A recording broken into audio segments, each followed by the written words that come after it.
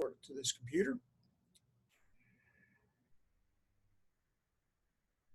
Hello, my name is Bryan Houston. I'm with Neptune GameTime, and while we've got some downtime, I'm going to talk to some of my favorite people in the coaching profession. And so I figured I might as well start with the guy that's on top. Carthage head football coach Scott Surratt. Scott, thanks very much, first of all, for being with me on this thing today. I really appreciate it. Yes, sir, Bryan. I appreciate you. Hey, listen, first of all, I want to ask you, as I set this thing up, the reason I said what I said is because Scott came to Carthage in 2007, and in that time has built this behemoth that has won 7 state championships, 3 in a row from 2008 to 2009-10, right? And then right. 2 in a row this time around.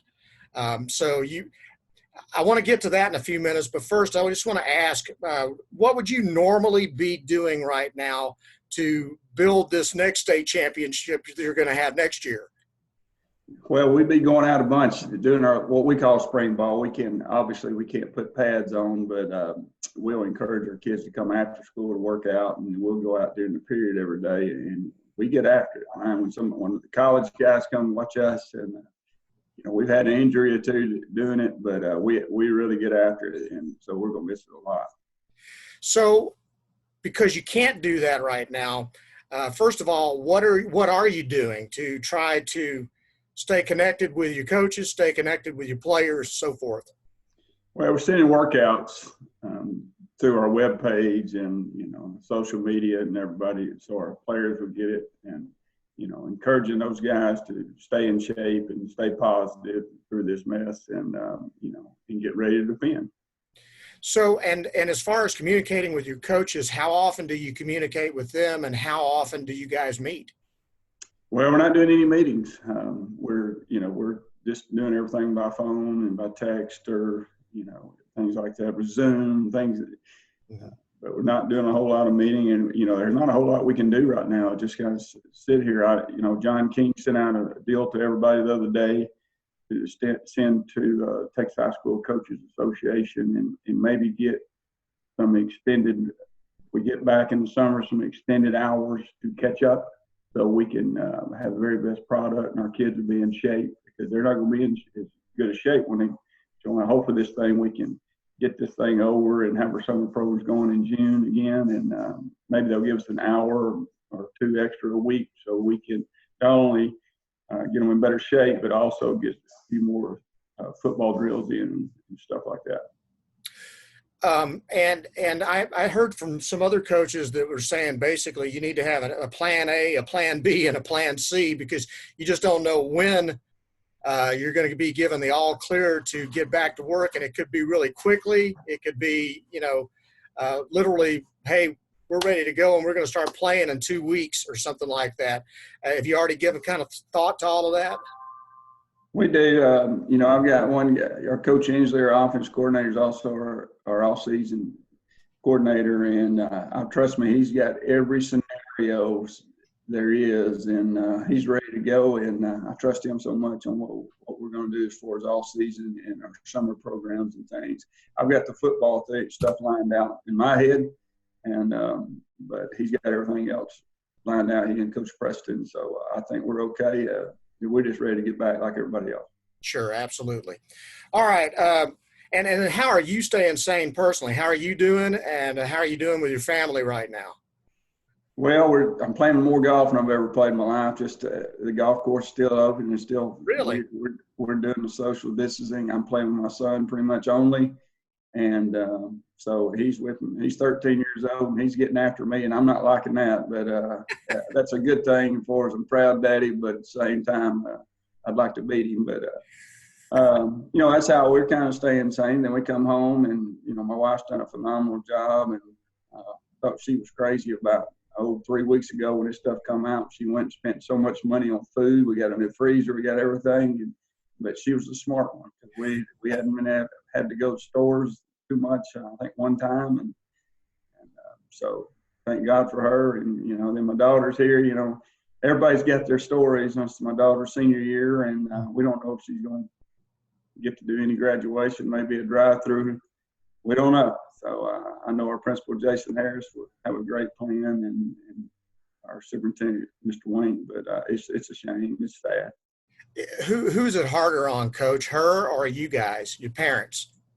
I think the parents. I think there's no question the parents, and she misses her friends. She wants to graduate and everything, but this is it for us with her. She's going to go to Oklahoma in the fall, and so we're missing some very, very special things. And of course, her top 10 banquet, her scholarship banquet, a lot of things. It's just neat things, and awards assemblies, and it's probably she's not going to be able to participate in, and just for the parents, we're sad about that. Just to tell you, as an empty nester, well, my son graduated from college a couple of years ago, and he's down in Baton Rouge right now, and they're not letting us cross state lines, so I don't know when we'll see him again.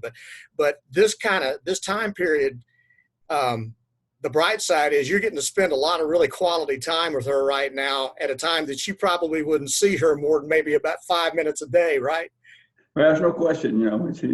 She'll come out. She's like all the teenagers. We're doing the Netflix and the social media thing, so they all got it going on. And we're getting to spend a lot of time with her that we wouldn't be able to. But we would trade. I can tell you that. I mean, we want to spend time with her, but we want her to have her senior year and things.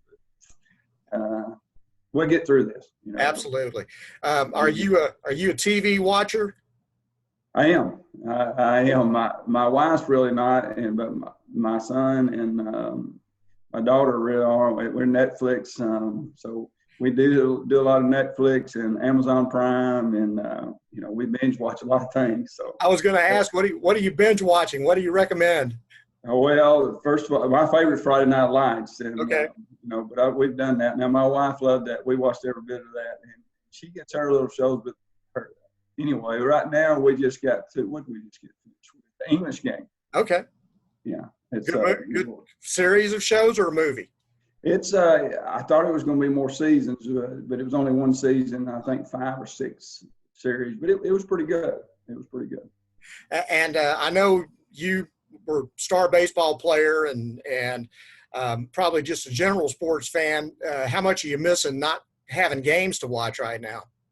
I mean, we're really good in baseball. Our softball team, we had a good team. Our track, we Calvante Dixon qualified in 4 events at the state meet last year, and we expected him to win a couple of them this year, and because he's that much faster and bigger and stronger, and but the whole track team, we thought we had a chance to win the state championship. And our boys, our girls are going to be better. Our soccer teams are doing well.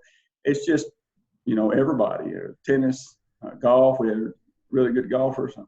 It's just everything. But I do miss getting out and watching baseball, softball, and going to track meets. And I wish I'm bored to death.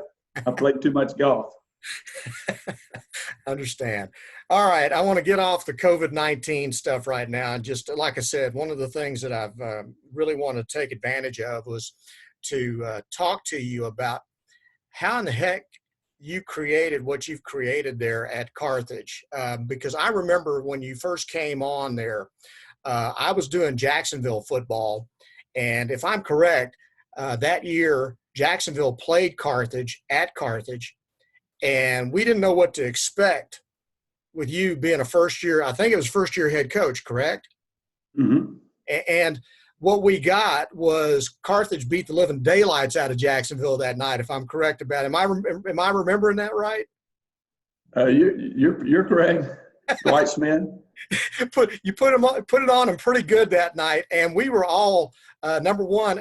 They had a pretty good team that year. Mm-hmm. And so, A, we were really surprised, but B, we were really impressed with what you were doing then. I had no idea that the very next year, your second year, you'd be winning a state championship.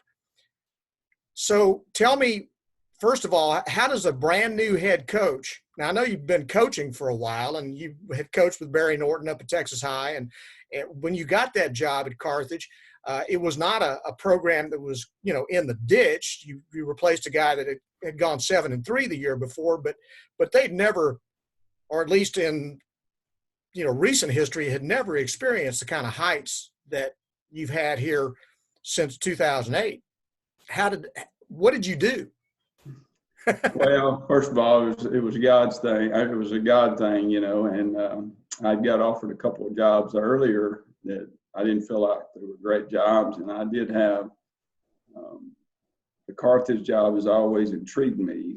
Even when I was in high school, I saw Roscoe Tatum, those guys, and how good players they were. And then we actually played Carthage when I was at Texas High in 2000, 2001. And we got after them pretty good, but I thought they had some really good looking athletes and things. But, Bryan, it's just been come in here, head down, work hard. And, I had a buddy, Greg Morgan, come up and visit, and he said, "How in the world did somebody like you get it?" As much as luck, man. He said, "No, it's more than luck." And I said, "No, really, I'm just the right time or the right place at the right time. And just work hard. I've been able to hire great coaches and have some great athletes, and they believe in our system, and we believe in the system. And if we lose a coach, we've lost a lot of great coaches with success. And I've been able to hire good coaches because they want to come to a good program. And that's the thing that I think God's blessed me more than anything, be able to hire good coaches and delegate. And it's just been fun. We just work hard, and our goal is to work hard and act right and see what happens the other day. Did you have a full out plan when you became a head coach of how you wanted to run things? Who was your influence at the time that you were able to go in and establish a program like that and achieve such success almost immediately? Well, that'd be Barry Norton. At Texas High, I went in with Barry. Barry got the job at Texas High. I was a passing coordinator at Waxahachie, and he got it, and I went with him. I was on the job with him the second day that he was there. Mm-hmm. And so it was, we did a lot of great things there, and he laid down the foundation at Texas High to be very, very good. And we won a state championship there. And I think we averaged, about 12 wins there. And so it was really, really a special place, and got me to get ready for what I'm doing now. But Barry's got to be, he was my mentor, and then my high school head coach, Rodney Russell. I couldn't ask for a better one. I tell you what, one thing he's going to do is he's going to play hard. You think he's going to come over and tear your head off, and that's Rodney. We still meet Rodney all the time, or Coach Russell all the time. But yeah, Barry had a great plan, and then you get into Carthage, you don't know what needs to be done. And when I first got here, the first day, they held everybody's contract, Bryan, and I told everybody that you're probably not going to be back, and it's not a personal thing, it's just a business thing. And Dennis McLaughlin, Coach Mack, the one we lost this past year, our offensive coordinator, to cancer, but I brought him in because he had coached me in high school 1 year. And I brought him in. I said, "What needs to be done?" And he said, "Man, you know what you're doing. You got this job." But we went over personnel things and stuff. But there was at night, my wife was still in Texarkana, and my son was 7 days old when I took the job. And so I was balancing that, but I was staying up here with a guy that I hired, Jack Parker. And so I was just sitting there at night in the office watching tape and thinking of things what we could do daily, and didn't know what needed to be done exactly, but just work hard. And that's what I asked Barry, what do I do daily? And he said, "Man, you're not going to know what to do. Nobody's going to know what to do. Just keep your head down, work hard, and the work will come to you, I promise you." So that was great advice. Well, what shaped your offensive philosophy, and you've stuck with it when everybody else has gone to spread NASCAR style football, but you're still multiple. You can line up and run it out of the eye and run it down people's throats. You can throw the ball anytime you want to. You never seem to not have a quarterback. How does that happen over a long period of time like you've been able to do it? Because, there's one thing about having a really good class and having a period there where a window where you've got a highly successful group, but we're talking now about something that's been spread out over, 10, 12 years. Well, first of all, you mentioned the quarterbacks, and our offense is quarterback-driven offense, and he's the coach on the field. And I'm not just saying that. We train them year-round, and because we do so much checking, and all the stuff we do for triggering motion, formations, we'll camouflage a lot of things and run. We do a lot. We really do. We ran some spread. I think you've seen us against La Vega. We ran quite a bit of spread that game. I would say 10 snaps, but we're going to have some attached tight ends, maybe 2, 3 tight ends. Our offensive philosophy or mine is I want to go from no back to 3 backs in a hurry. And you got to have the personnel to do that. So we'll have to bring defensive guys over to do that. And they love it. When we get down the goal line, we may be 3 backs and 2 tight ends. We might be three tight ends, 2 backs. And, we'll have a heavy package, jumbo package, whatever, elephant package. And they absolutely love it, and they take pride in that. But, we do a lot of things. The one thing I love to do, Bryan, is I love to mentor young coaches. And because when you're having success, you're going to lose coaches to either more money, for a promotion, whatever it is. And my thing is to hire good people, number one, and I love to mentor those coaches.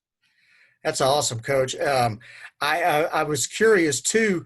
Again, it's one thing to have a special quarterback. It's another thing to just keep having them year after year after year. I mean, was there ever a time at Carthage where you found yourself without one? Well, we didn't know what we had the first year. And matter of fact, our quarterback, we just lined them up. Honestly, we got here in the spring in 07, and we lined everybody up to throw a football. And, they had a guy that played quarterback the year before that was a backup quarterback.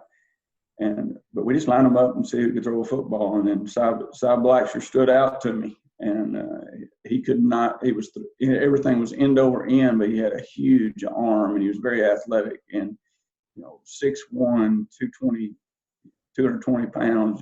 Just a specimen. And he's coaching with us now. And but anyway, and then we. And this is crazy. This is a true story. I worked with him forever, and I got lots of release drills just like all other quarterback coaches, and he was throwing duck after duck, and so we tried another football, and we went from, I believe it was a Rawlings, I don't know, R5, whatever it was then, and we went to a Nike football, and his release problems were over, and it was simple as that. He had big old hands, and I was trying to get him to throw this Rawlings that we had used at Texas High, and his hands were so big, it was wrapping around, and he didn't like it. So we got a bigger, fatter football in Nike, and he spun it, and the rest was history. And he was a great player. And then, you got Anthony Morgan after him was, 5'7", 5'8", phenomenal athlete. And, his dad's still coaching with us. And that was a real lucky hire. Had no idea. His son was in junior high at that time. So didn't know any. He was in Hardin at junior high, and Hardin not known for football. So that was a lucky deal that we came in and I got him. That's a God thing. And, but boy, was he special. And then you had, Blake Bogenschutz, Jared Blissett. I mean, Blake Bogenschutz set every record around here, threw 57 touchdowns, 4 interceptions last year. And I think he's still in the top 5, probably in total touchdowns ever in the state. I'm going to tell you what, one of the greatest games I ever watched as far as quarterback matchups was when he and Patrick Mahomes faced off over there at Bulldog Stadium. I mean, that was like watching 2 thoroughbreds, man. Well, I'll tell you what, after that game, Texas Tech coach Kingsbury, he came down to my office, and because they thought it was 50-50 at the time where Mahomes was going to go baseball or not. So he said, we think we're fixing to offer Bogenschutz. And I think Mahomes got whiff of that. He said, I'm not going to play baseball. He said, I promise you I'm coming to Tech. So they come off the offer because he said, we think these guys are the best 2 quarterbacks in the state. And, obviously Mahomes did his thing. In the second half, we busted a couple coverages. And, Mahomes does. Hey, listen, he Mahomes'd everybody. Yeah. Back in those days. But your kid was awful special. He was. Like I said, he's 64%, 57 touchdowns, 4 interceptions, and we're not a big screen team either, so we don't get percentages up with screens because I guarantee you our quarterbacks would average over 70% percentage rate. We only, as quarterbacks, we only do a few things. We do TD for stats. We do TD interception ratio and completion percentage. That's it. Wow. Because we know if our TD when we first started here, we wanted to be 4-1, and now it's all the way up to 8-1 is how well the quarterbacks have played. So our goals have kept moving up, and Kyle Horton this year threw 49-6, so he hit that. So it's been we've had some good players, but Coach Dixon's our quarterback coach now. Coach Granger was a quarterback coach. We've had some special players with special coaches also. So what would you expect to be if you're able to get back on the field? I mean, first of all, are you concerned that you might not have a football season in the fall? I'm very concerned. I think we all are. I mean, because there's just the uncertain factor. Nobody knows anything. We don't know when we get started. I would take right now, Bryan, to give us a couple of weeks and start district. I really believe, and I'm trying to be more optimistic than that, but I just don't know if people keep getting sick, and I don't know if they're going to, I don't know if we can afford to let us play.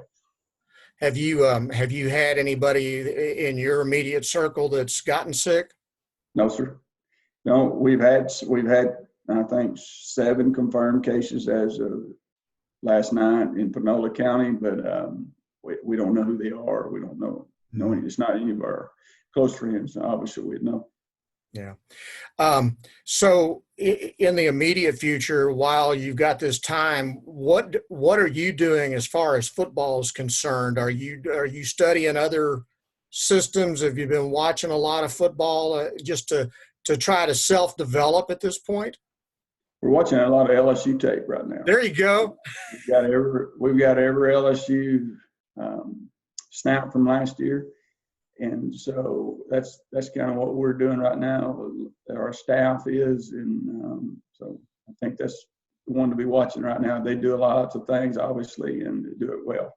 What was it that you saw that you think was obviously Burrow was fantastic, but what do you see that you think really caught your eye as to something that you might be able to incorporate in your program? Well, when you look at it, it looks like it's, they do a lot of things, and they do some motions and formations and stuff. But the main thing you're going to see is those guys are getting one-on-one option routes with either linebackers or, one-on-one with a corner that they had advanced. They had great receivers, obviously, but they had great schemes too. And they'd get their running back out of the backfield one-on-one with a linebacker. I mean, that's the same thing.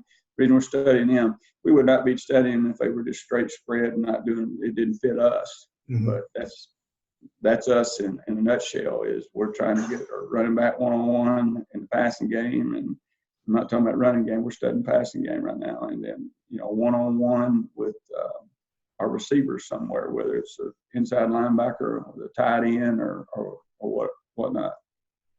I'll ask you something else too. We'll wrap this up pretty quick here, but normally you'd be going, I guess, and speaking to coaching clinics all over the place right now. How many of those do you typically do in the course of a year, and where do you go? Where have you gone?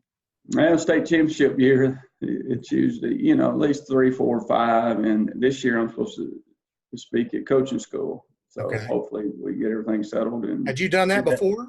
I have. Did a couple of years ago. Figured you had.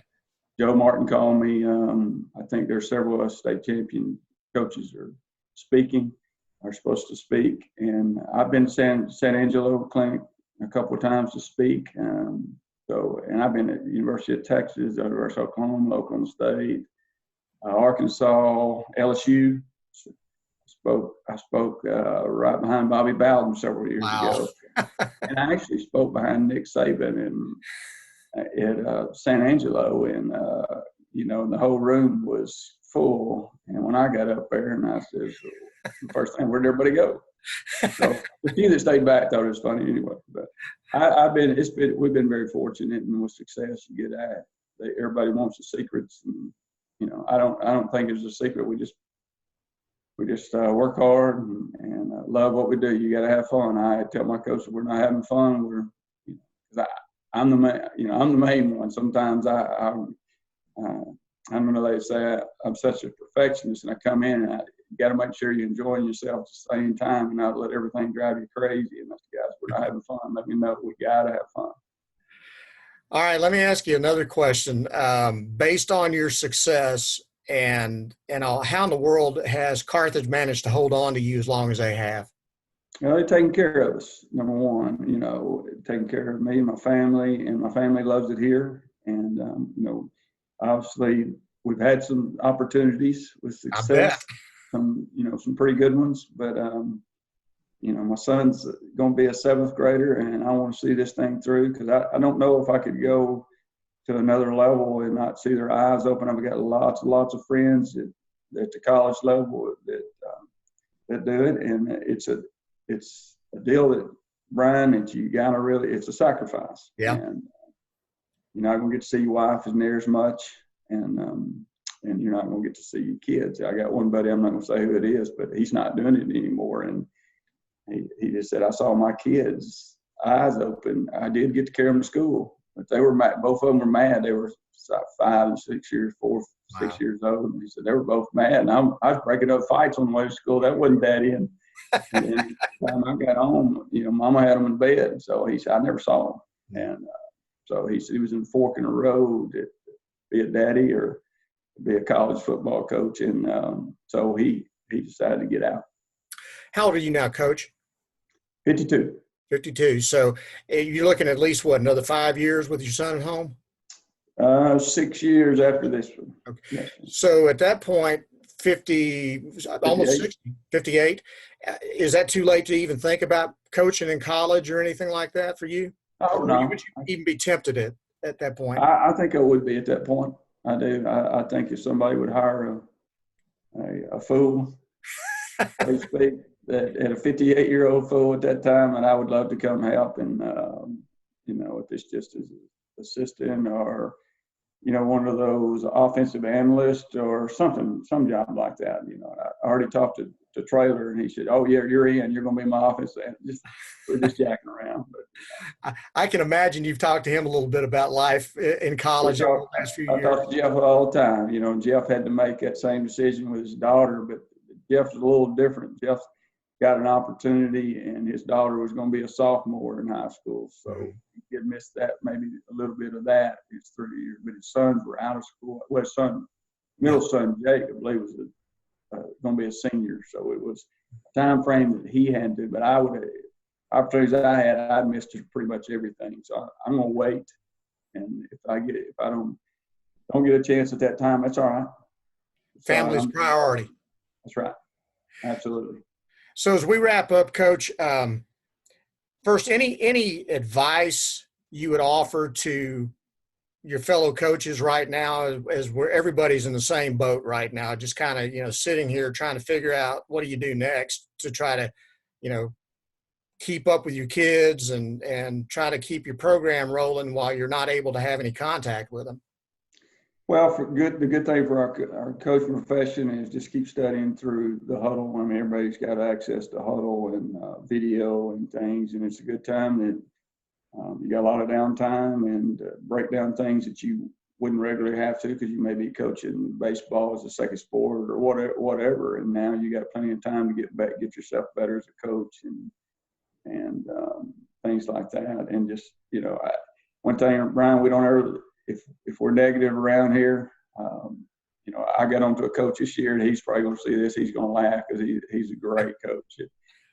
But I asked him, I said, did he catch it? It was at our field, because I thought our player coach, he said, no, he dropped it. And I said, I got after him. I said, who are you for, them? And basically what I said, you need to go coach them there. But anyway, yeah, I said, I want homer coaches and very positive coaches. But my advice is stay positive. We're all going to get through this. Just hopefully sooner than later, but just stay positive and get better at our profession. Well, Coach, I can't tell you how much I enjoyed it. and it's been something I've wanted to do for years, but you've been a little busy. And when you got those 16-game seasons every year, you got even less time to talk than most people. But I've thoroughly enjoyed it. I appreciate your time. I hope you and your family stay safe. We're recording this on the Thursday before Easter. That's going to be weird, having Easter at home, but I do hope you and your family have a great Easter. And again, I can't tell you how much I appreciate you giving me the time to do this today. I really do. I have enjoyed it thoroughly. Yes, sir, Bryan. I have too. I really appreciate it. Hey, praying for you and your family and everybody now. And y'all stay safe. Hey, you too, Coach. Thanks so much. I really appreciate it. Yes, sir.